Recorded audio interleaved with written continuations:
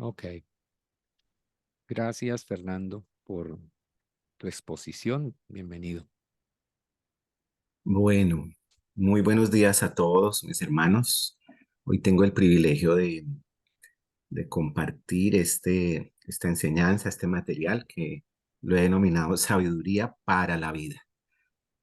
Antes de contarles la enseñanza, quiero decirles un recuerdo que me vino estudiando para la exposición de hoy. Y es, nosotros tuvimos el gusto de estar un tiempo en el Ecuador y ese tiempo en el Ecuador comenzamos abriendo una iglesia. Mi esposa la trasladaron de su empresa y Dios nos permitió comenzar allí nuestro trabajo pastoral oficial. Pero lo curioso es que lo que me trajo a memoria esto fue que vivimos en un municipio en la costa ecuatoriana, pequeño. Nosotros veníamos de una gran ciudad y yo iba con todos mis títulos, con todos mis cartones para demostrar, no solo en el tema pastoral, sino también profesional.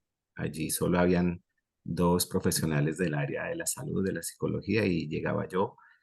Y entonces yo llegué como con muchas ínfulas, como que creía que yo me las sabía todas, pero curiosamente y ya con todas las delegaciones, un día fuimos a un supermercado de esos grandes y la cajera, ya nosotros pagando, nos trató muy mal. La cajera hizo malas cuentas, después nos dijo un poco de cosas, nos señaló, etcétera. Y yo era joven, era muy joven, y yo me exalté, me molesté, le dije un poco de cosas, dejé las cosas, bueno, en una actitud muy anticristiana por el trato. Eso no estaba bien y bueno, mi esposa después me dijo que por qué había pasado eso ya en la casa, etcétera. Pero oh, sorpresa, a los pocos días, estando yo en la iglesia para predicar, adivinen qué, la cajera llegó a sentarse a nuestra iglesia. La iglesia era pequeñita. Y lo más curioso es que eso sí que me hizo clic en lo que quiero hoy enseñarles. Y es que eh, una cosa es la sabiduría humana y otra cosa es la sabiduría que viene de Dios. Ese día que prediqué, ese día que hablé, no podía estar en paz. Me di cuenta de mis ganas de mostrarme, de figurar, pero no sabía que realmente el Señor me tenía ese guardado de tener que dar cuentas delante de Él de mi mal proceder. Al final del servicio, pues yo me acerqué a ella, le pedí perdón, etcétera, pero no puedo olvidar ese momento y, y en ese momento Dios me llevaba a eso de Primera de Reyes 3, donde el Señor se le aparece a Salomón simplemente y le dice que quiere, pídeme que yo te dé. Y él definitivamente le dice, aunque soy joven, inexperto, ahí en Primera de Reyes 3, le dice, yo te pido que me des sabiduría para gobernar esta responsabilidad tan grande. Quiero decirles que Dios me llevó a reconocer mi falla y a clamar de esa manera ese día respecto a la sabiduría y así como Salomón le dice el Señor que le agradó lo que le pidió Salomón y le dio no solo la sabiduría, sino que le dio riquezas, le dio eh, sabiduría, entendimiento y que iba a ser un siervo grande. Entonces, con esto quiero decirles que Dios me cerró la boca, pero que tengo que contarles esta, esta enseñanza de la sabiduría para la vida. Y comienza el pasaje en la primera parte de quién es sabio, muestre por la buena conducta. Eh, Aquí lo que entendemos claramente de Santiago rápidamente es que él es el medio hermano de Jesús.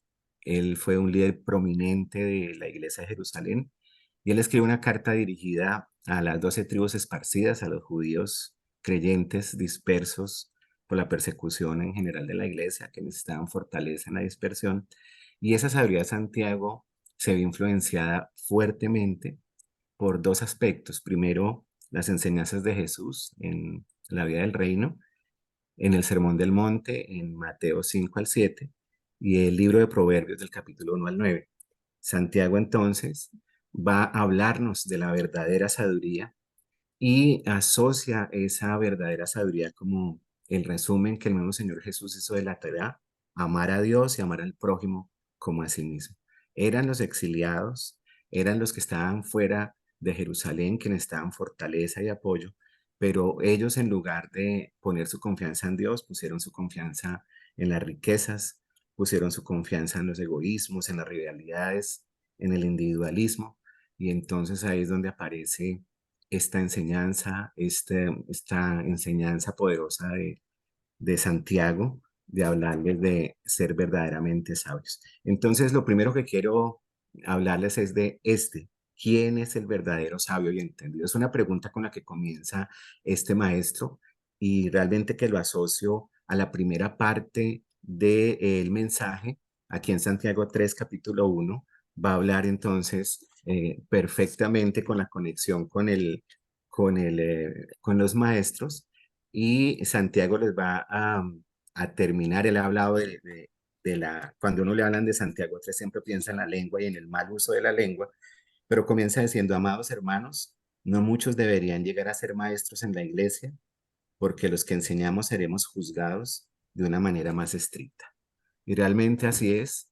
Él entonces dice: si usted quiere ser maestro, demuéstrelo con su conducta. Entonces la sabiduría no es solamente ese conocimiento almacenado en la cabeza, sino que la verdadera sabiduría de la que nos habla aquí el pasaje es esa que se muestra, que se demuestra con la buena conducta. Eso me llama mucho la atención y quiero hacer este primer alto respecto a la demostración de quien se cree sabio y entendido. Lo debe hacer no solo por un conocimiento racional, sino que tiene que ver con la acción, con el carácter y con la formación. Aquí en ese punto la sabiduría entonces tiene que ver con la acción. Y este punto dice el pasaje que lo muestre con, como dice ahí, demuéstralo viviendo una vida honesta y haciendo buenas acciones con humildad que proviene de la sabiduría. Esas obras con humildad es que el verdaderamente sabio debe mostrarse de una manera mansa. Y la mansedumbre tiene que ver precisamente con todo lo contrario, con el orgullo, con la autosuficiencia, con jactarse. Y aquellos entonces que hicieron sus buenas obras en una forma eh, que lo hacemos para llamar la atención muchas veces, es una falta en la sabiduría. Cuando las personas se establecen como sabios o como profetas o como maestros, es necesario revisar eh, eh, cómo lo están haciendo, si confirman sus vidas lo que están diciendo, si va acompañado, si es corresponsable lo que dicen saber con lo que viven.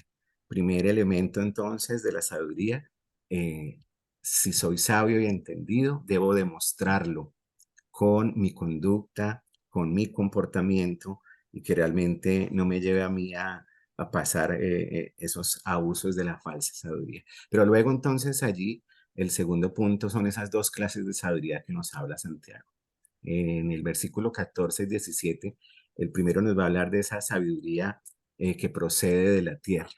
Dice: pero si tenéis celos amargos y contención, dice en la Reina Valera, y aquí dice: pero si tienes envidias amargas y ambiciones egoístas en el corazón, no encubran la verdad con jactancias y mentiras. Aquí nos va a hablar entonces que la sabiduría terrenal tiene que ver con esas envidias amargas, ambiciones egoístas y rivalidades. Y eso otra vez es todo lo opuesto a la sabiduría verdadera de la que nos plantea aquí Santiago. Parece que los falsos maestros estaban causando división, diciendo cosas hirientes, afirmando ser sabios, pero consumidos por la envidia y la ambición. Y yo me pregunto aquí si realmente muchas veces nos dejamos llevar por envidias, por ambiciones, por rivalidades como siervos, en quién tiene el mejor grupo de personas, quién hace esto, quién hace aquello, y nos dejamos arrastrar por querer más, por envidiar, y eso nos lleva a la amargura y a la rivalidad, porque realmente ellos estaban, los sacerdotes de la época, los levitas y fariseos a los cuales también va dirigida la carta, pues del Señor Jesús en este Mateo 5 y el reflejo aquí de Santiago en Jerusalén en la persecución. Él llama la atención y les dice, no se jacten ni mientan contra la verdad. Todo el que muestra celos amargos y contención no debería engañar a nadie, sino realmente mostrar lo que son. Ellos muestran esa sabiduría terrenal, animal y diabólica. Terrenal porque tiene que ver con la tierra, animales que tiene que ver con lo carnal, con lo humano, y diabólica porque es su base. La sabiduría, esa que viene del mundo, es la que le gustaba entonces mostrar a los maestros para ser respetados cuando venían y que les dieran más respeto. Debido entonces a esto, las ideas que surgen en este segundo punto es la importancia entonces de ese mandamiento de amar a Dios, pero también amar a los demás. ¿Cómo estoy yo amando a los otros? Y deben haber entonces tenido esta sorpresa de cómo es que el fruto de la amargura, de esa sabiduría que no proviene del cielo, que es demoníaca, empieza entonces habiendo envidias egoístas, turbulencias y todas malas acciones. Entonces, por eso de pronto se ve empañado la obra que se hace. La segunda sabiduría es la que procede del cielo. Y esa viene de lo alto, es primeramente pura, pacífica, amable, benigna, con misericordia y con buenos frutos, sin incertidumbre ni hipocresía. Esa que viene de lo alto entonces tiene frutos mostrando entonces que viene del Espíritu Santo, que es pura, primeramente viene de Dios y es pura, o sea que es santa, es amable y ese carácter de sabiduría es maravillosa, llena de amor y con un corazón de entrega. Todo eso viene de la sabiduría de Dios. Y aquí dice Santiago, la sabiduría viene si haces esto, esto y esto. Y culmina entonces esta enseñanza con los frutos. Hay un árbol, como siempre hemos visto en la enseñanza del Señor Jesús, nos enseña de todo árbol se va a ver y depende es de los frutos que da. Y entonces el tercer puntico que quiero hablarles es de los frutos de estos dos frentes de sabiduría. ¿Cuál es el fruto entonces que tiene la sabiduría que viene terrenal y el fruto que lleva, que tiene entonces la sabiduría que viene del cielo? Ese fruto entonces, el primero, si lo vemos ahí en el versículo 15, nos habla que el fruto de la sabiduría terrenal es la envidia, el egoísmo, que no forman parte de lo que proviene de Dios. Esas cosas son terrenales, puramente humanas y demoníacas, pues donde hay envidias y ambiciones egoístas, también habrá desorden y toda clase de maldad. El fruto entonces aquí tiene que ver con lo que el Señor mismo nos dice, al parecer esas voces de la iglesia primitiva que todavía tienen eco en el Sermón del Monte nos lleva a hacerlo, y el fruto lleva entonces a la discordia, a la pelea, a la rivalidad que muchas veces en las iglesias se presentan. Y el fruto de la justicia que se siembra en paz por medio de Jesucristo, dice aquí que el fruto, ¿cuál es? El fruto entonces es que los que procuran la paz sembrarán semillas de paz y recogerán una cosecha de justicia. A mí este tercer punto me llama mucho la atención porque el fruto de la semilla que llevará es si siembro con paz. Quiero que resaltar el tema de la paz y la justicia porque van juntas. No existe una sin la otra. No hay verdadera paz en el mundo si no hay verdadera justicia en el mundo, van juntos. Y la invitación aquí de Santiago es sembrar semillas de paz para que cosechemos justicia. Y este tiempo, lo que realmente yo me he puesto a pensar es que el objetivo primordial de este mensaje es que debemos vivir en paz unos con los otros. Es que esas semillas de paz que tenemos que tener serán esas semillas que el que procura la paz sembrará la semilla de paz y reciben la cosecha de justicia, como lo vemos en el Sermón del Monte, que el que siembra aquí la paz, entonces es el que viene hacer lo que el Señor dijo que debíamos hacer. Entonces, cada día en las relaciones que tengamos, debemos estar sembrando estas semillas de paz. Las preguntas entonces que quiero dejarles simplemente es, ¿qué tipo de semillas estamos sembrando? ¿Qué frutos estamos entonces nosotros produciendo con la sabiduría que viene de Dios o con la sabiduría que viene de la terrenal, animal y diabólica? ¿Qué estamos sembrando en nuestras relaciones? ¿Sembramos semillas de paz, de bendición, o sembramos en nuestras iglesias, en nuestras relaciones con nuestras esposas, en nuestras relaciones de trabajo? ¿Sembramos semillas de desconfianza? ¿Estamos sembrando semillas de impaciencia, de miedo? ¿O siempre que sembramos semillas, sembramos crítica y quejas? Sea cual sea la semilla que sembremos, esa es la que vamos a tener en unas buenas relaciones o malas, o pacíficas o con conflicto. Entonces, quiero invitarles a pensar que si estamos siendo pacificadores, sembradores de paz, y ahí es donde nos da el Señor las semillas para sembrar esas relaciones pacíficas. Si queremos ser pacificadores en nuestra casa, en nuestro trabajo, en nuestra familia, en nuestra iglesia, debemos aprender entonces a sembrar estas semillas que vienen de la sabiduría que proviene del cielo. Y termina diciendo allí el cómo es que yo debo sembrar esas semillas de paz.